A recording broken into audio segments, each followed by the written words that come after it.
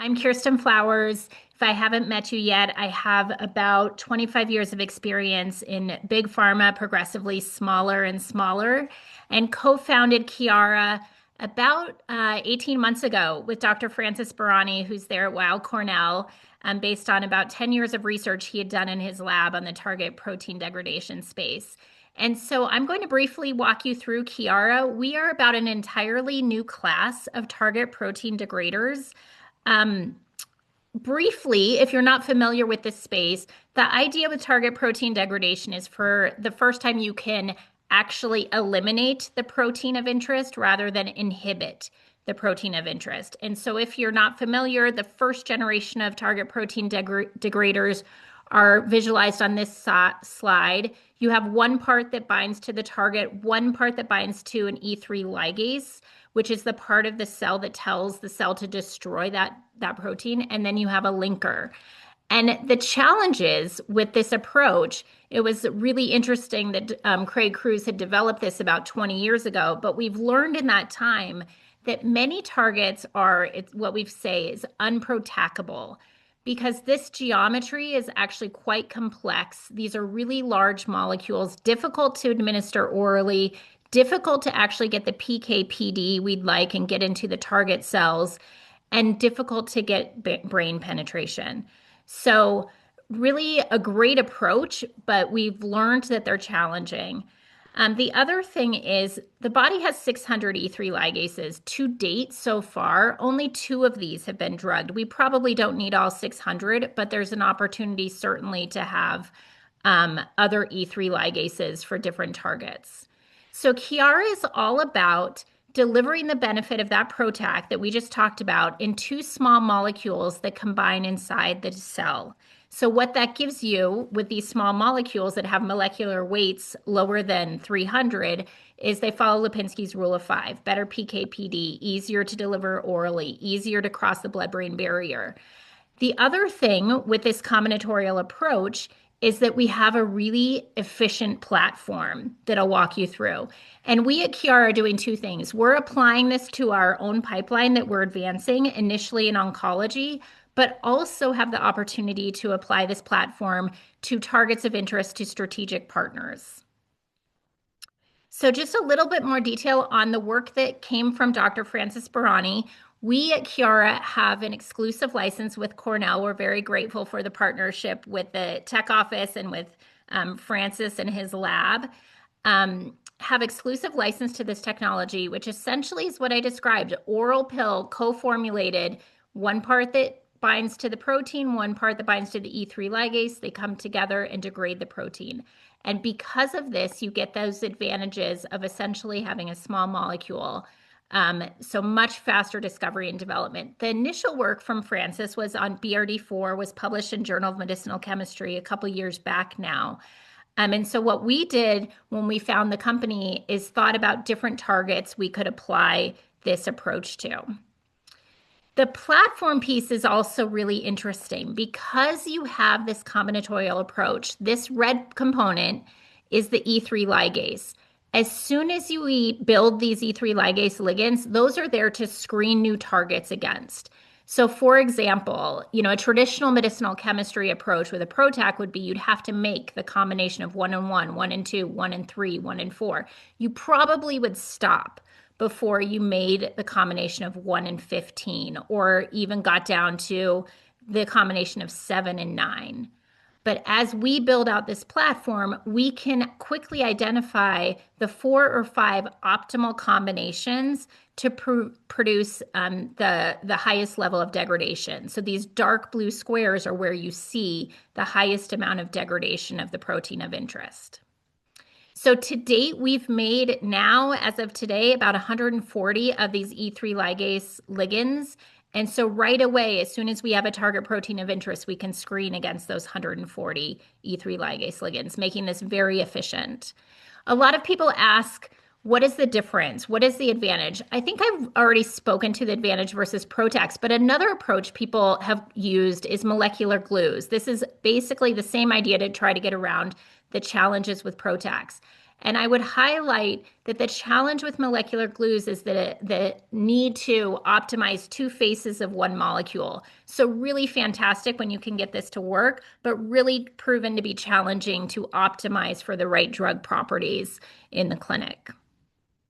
So again, what we've done in just under a year after we raised seed funding, and again, I would acknowledge our very first check as a company came from a postdoc in Francis's lab who participated in the Cornell Biomedical Innovation Challenge Accelerator Program in 24 and was one of the winners that year.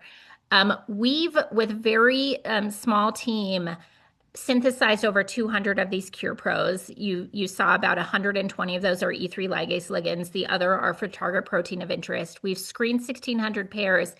And for our own pipeline, we've identified a lead series for one of our targets. We also have an orally bioavailable VHL, which is very something that many have tried to do for decades, actually. So we're really excited about the progress we've made so far.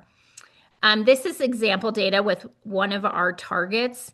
You can basically see on this JESS assay dose-dependent degradation. You also see over here that it's on mechanism based on the control with actin, and also we only see the degradation with a combination of the two components. We have, for initial screening, a 200 nanomolar and a Dmax of 94% for our initial compounds without even having our lead candidate. We're really excited about that. So this is the team. I've already talked about Francis, who we have a great partnership. He's at Cornell. But other members of the team are essentially two other colleagues that I worked with at Array Biopharma here in Boulder, Colorado. Array was acquired by Pfizer for about $11 billion a few years ago. So Jim and Rich are from Array and myself. And Mike is the head of chemistry and had been working with Francis on the chemistry side. Jim also was the founding CSO at Arvinas, which was the first protein degradation company. Founding one of the first 5 employees at Array, OnCure, Frontier Medicine. So we're really fortunate to have Jim, and Rich was from Blueprint Medicines, Array, OnCure. So we're really fortunate to have Rich. We have a great board of directors also. Our chair of our board is Mace Rothenberg, who is the head of oncology at Pfizer when I was there for 10 years. Produced a number of drugs that are now helping patients, then became the CMO of Pfizer Inc. during the approval of the COVID vaccine. So we're really fortunate to have Mace, Rick, Rupam, and myself on the board. So we're excited about our team. We also were just acknowledged by the National Foundation of Cancer Research AIM High Award at the end of last year as one of the kind of 2 startups of the year. 2 award winners, one of Carolyn Bertozzi's companies and us. And so we have just completed a fundraising round and are advancing our pipeline as well as building out our platform based on that funding. This is our high-level timeline over the next 3 years. Again, because we have the 2 approaches, advancing our own pipeline as well as strategic partnerships, we're getting into the stage where we'd love to talk to more larger companies about applying this technology to targets of interest or ligands of interest that they have and want to use our novel approach for that. So that's where we are today, and I'm happy to take any questions. Hi there. This is Matt from Pathway Bioventures.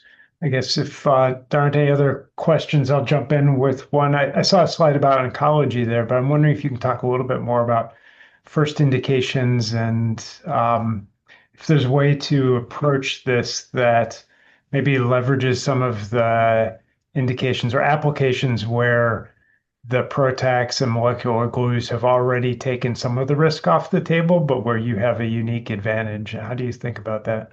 Yeah, really great question.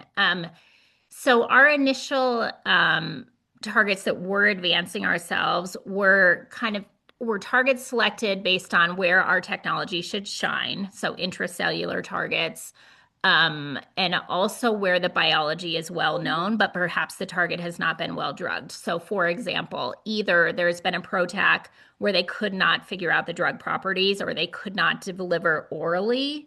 And so that, often it impacts the efficacy you would see in the clinic.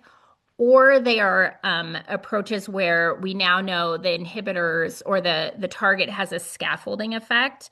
And so the inhibitors wouldn't impact that scaffolding effect. And so those were our initial oncology targets. We are expanding into autoimmune, kind of like what Alexandra said earlier in her talk, that that's been a request by some of our investors and where there's an unmet need.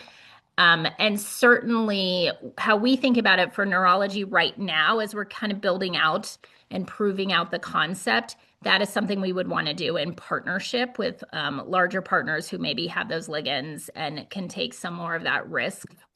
But so we've kind of been thoughtful in staging and proving the concept beyond BRD4 first with well-known targets. That in oncology, we're expanding into autoimmune and thinking about strategic partnerships for other areas. Okay, thanks.